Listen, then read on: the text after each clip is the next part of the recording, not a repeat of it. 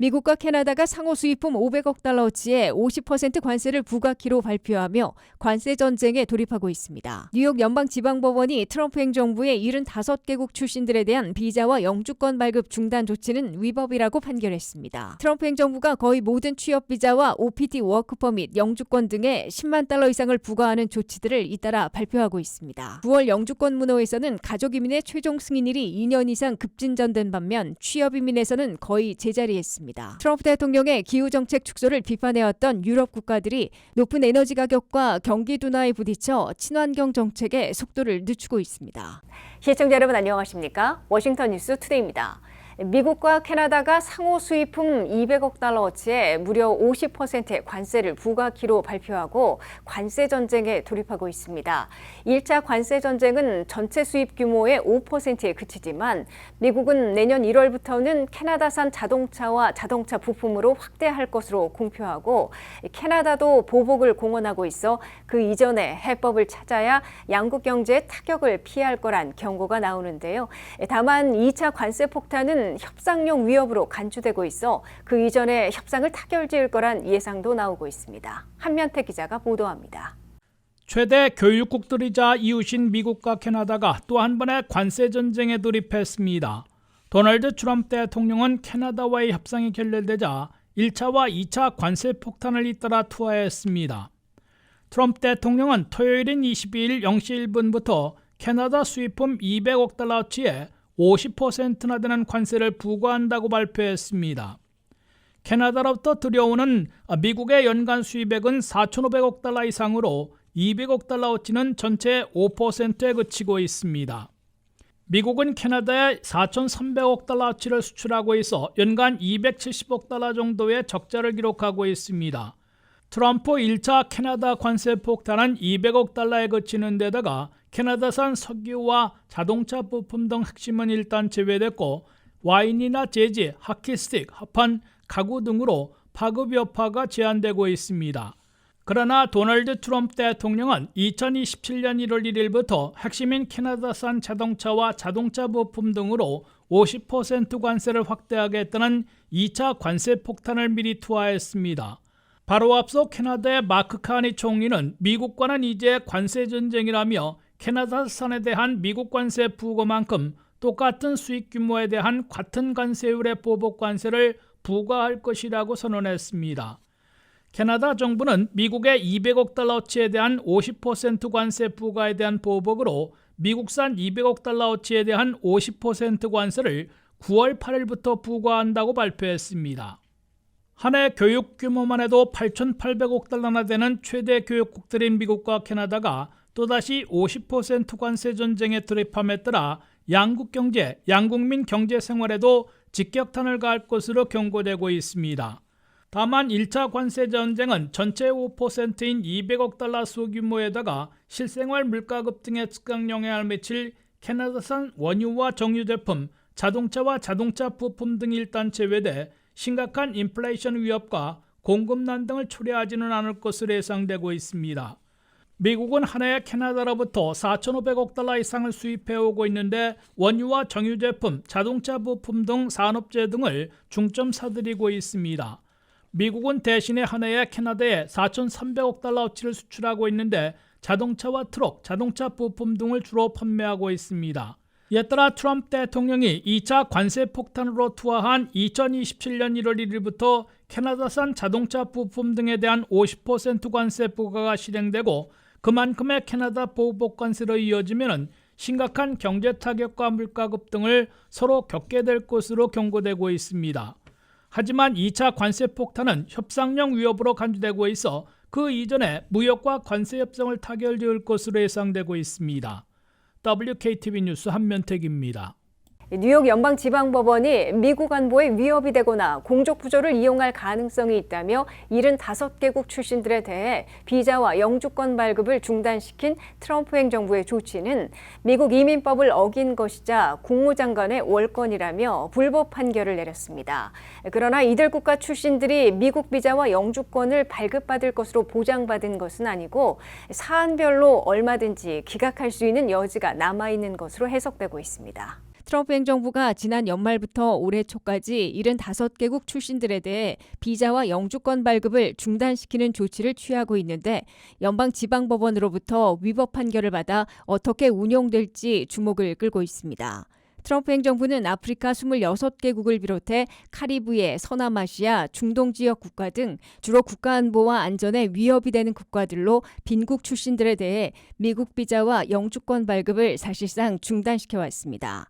트럼프 행정부는 미국 비자와 영주권을 발급해 줄 경우 공공혜택을 이용할 위험이 30% 이상 되는 국가들을 비자와 영주권 발급 중단 국가들로 지정했습니다.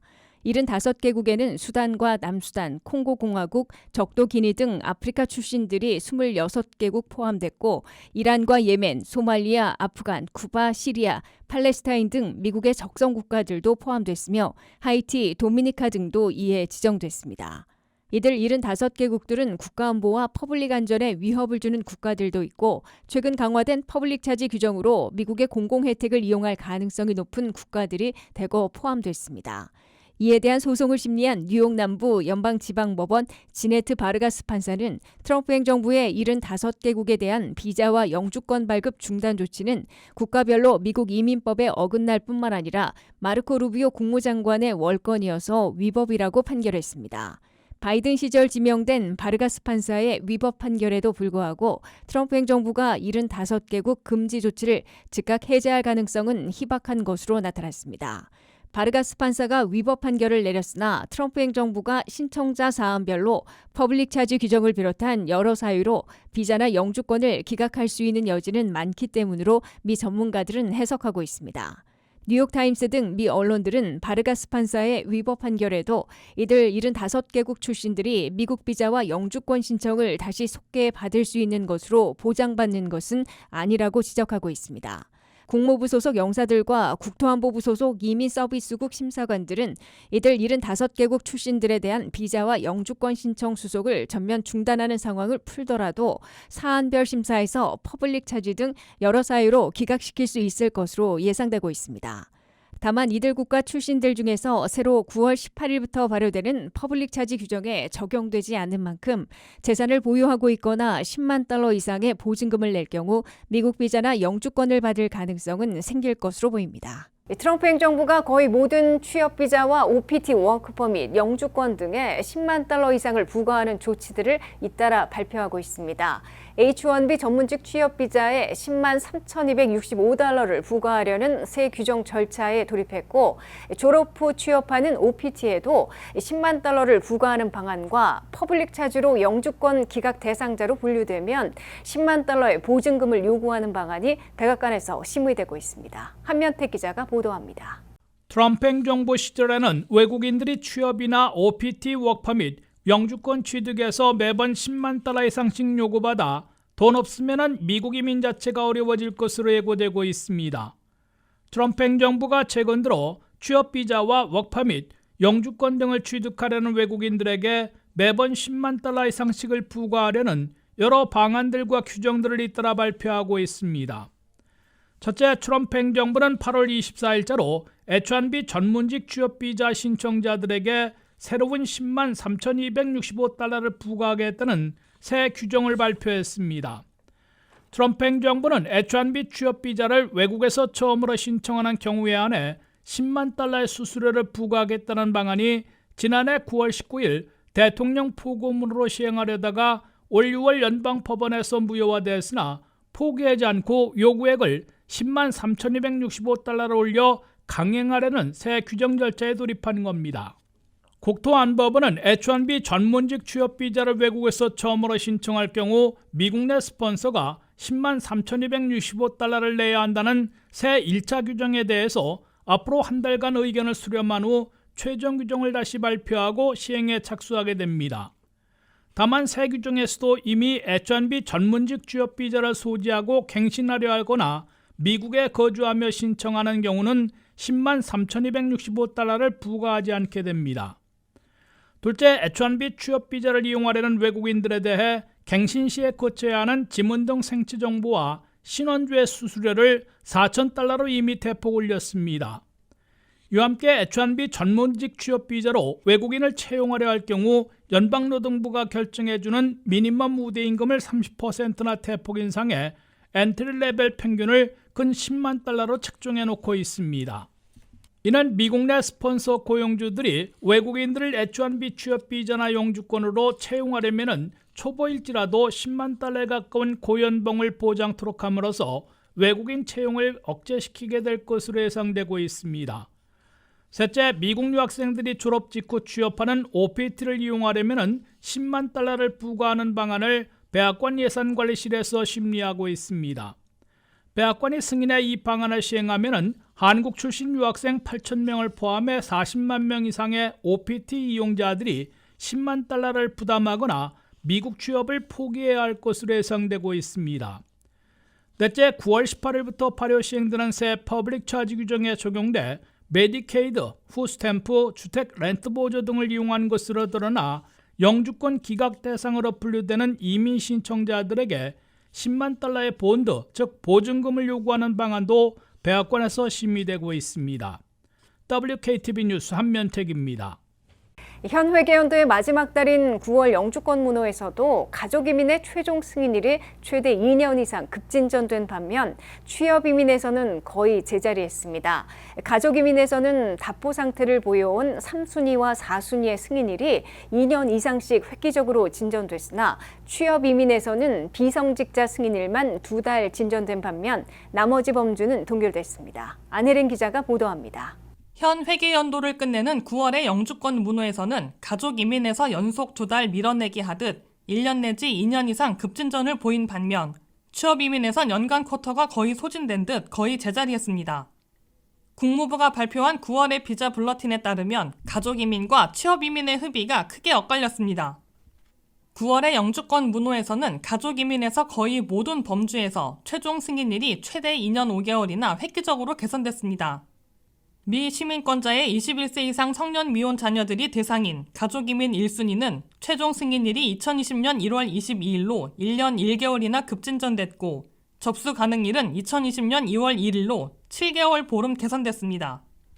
영주권자의 배우자와 미성년 자녀들이 대상인 2A 순위의 최종 승인일은 2026년 8월 22일로 가장 적은 1개월 나아갔으나 사실상 오픈 상태이고 접수 가능일은 계속 오픈됐습니다.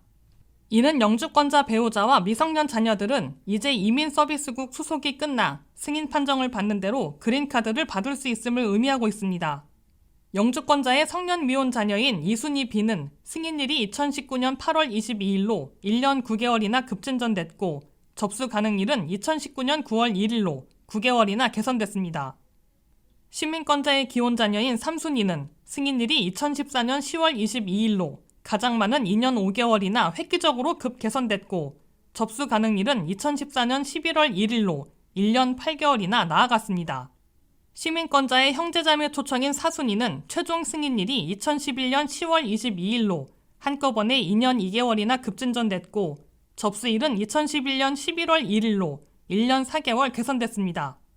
가족이민에선 그동안 늦장 처리로 영주권 문호도 느린 볼을 보여왔으나 한 회계연도가 끝나가면서 남은 연간 쿼터를 고려해 2달 연속 밀어내기를 하고 있는 것으로 해석되고 있습니다. 반면에 연간 쿼터로 14만 개를 발급하는 취업이민에서는 9월 문호에서 거의 전달과 같게 나와 쿼터가 바닥난 것으로 분석되고 있습니다. 취업이민에서 박사급이 신청하는 1순위의 승인일과 접수 가능일이 연속 오픈됐습니다. 석사 이상 고학력자들이 신청하는 취업이민 2순위에서도 최종 승인일과 접수 가능일이 동시에 오픈돼 우선순위 일자와 상관없이 영주권 신청서를 제출하고 승인받는 대로 그린카드를 받을 수 있게 됐습니다. 취업이민 3순위 학사학위 이상과 숙련직에선 최종 승인일이 2024년 9월 1일에서 멈췄으나 접수 가능일은 연속 오픈됐습니다. 취업이민 3순위 비숙련직의 경우 최종 승인일이 2022년 4월 1일, 접수 가능일은 2022년 8월 1일에서 멈췄습니다. 취업이민 4순위 종교이민의 비성직자는 최종 승인일이 2022년 12월 15일로 유일하게 2달 진전됐으나 접수 가능일은 2023년 1월 1일에서 제자리했습니다. 취업이민 5순위 투자이민은 승인일과 접수일이 모두 계속 오픈된 상태입니다. WKTV 뉴스 안혜린입니다. 트럼프 대통령의 기후정책 축소를 비판해왔던 유럽 국가들이 높은 에너지 가격과 경기 둔화에 부딪혀 친환경 정책의 속도를 늦추고 있습니다. 특히 기록적인 폭염이 반복되면서 냉방을 위한 전력 사용까지 늘어나 비싼 전기료를 부담해야 하는 시민들의 불만도 커지고 있는데요. 기후변화에 대한 대응은 필요하지만 생활비 부담까지 감수하면서 친환경 정책을 추진하긴 쉽지 않아 정치권의 새로운 정책 쟁점으로 떠오르고 있습니다. 안혜린 기자가 보도합니다. 트럼프를 비판하던 유럽의 기후 정책이 현실적인 비용 문제에 부딪혀 속도 조절에 들어가고 있습니다. 독일과 영국을 비롯한 유럽 국가들과 주요 에너지 기업들이 재생에너지 목표를 낮추거나 기존 규제를 완화하고 있습니다. 가장 큰 이유 가운데 하나는 높은 에너지 가격입니다. 특히 최근 유럽에서 폭염이 반복되면서 에어컨 등 냉방용 전력 수요까지 늘어나 이미 높은 전기요금을 부담하는 가정들의 체감 부담은 더욱 커지고 있습니다. 독일에서는 전기료와 경기 부진에 대한 불만이 커지자 정부가 재생에너지 보조금을 마련하기 위해 붙였던 일부 세금과 수수료를 낮췄습니다. 가정 난방에서도 비싼 친환경 설비를 의무적으로 설치하도록 했던 규정을 철회하고 석유와 가스 난방을 계속 사용할 수 있도록 했습니다.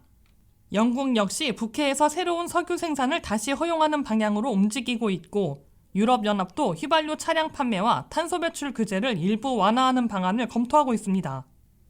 기업들도 방향을 바꾸고 있습니다. 쉘과 BP는 일부 재생에너지 프로젝트를 취소하거나 투자를 크게 줄였고 노르웨이 에퀴노르도 2030년 재생에너지 목표를 포기했습니다. 러시아산 천연가스 공급 감소로 에너지 가격이 이미 크게 오른 데다 친환경 전환 비용까지 겹치면서 유럽 제조업의 경쟁력이 떨어졌다는 지적도 나오고 있습니다.